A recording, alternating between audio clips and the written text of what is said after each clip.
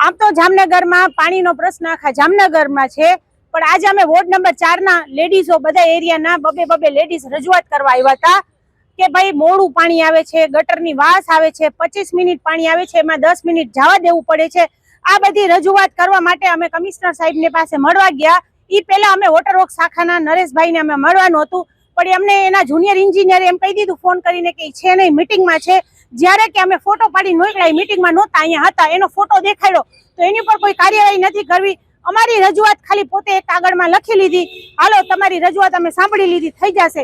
મેં કીધું સાહેબ આવી રીતે નહીં, બહેનોને કંઈક સંતોષકારક જવાબ દો।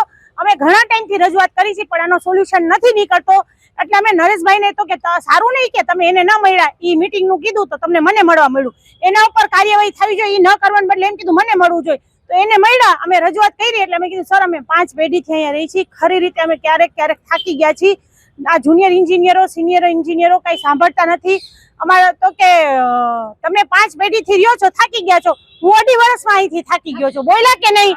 બોલ્યા કે ઈ કે 2.5 વર્ષમાં અહીંથી થાકી ગયો છું જામનગરથી।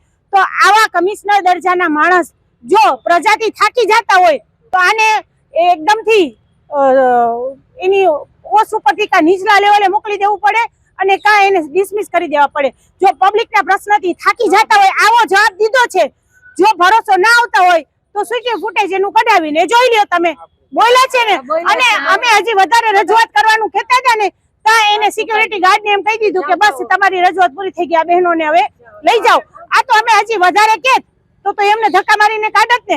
એટલે અમારો પાણીનો પ્રશ્ન સોલ્વ થવો જોઈએ, નકર આવનારા દિવસોમાં અમારે શું કરવું ને એમને ખબર છે। અમે સીએમ સાહેબમાં બધા બહેનો એના વિરુદ્ધ કમ્પ્લેન કરશી।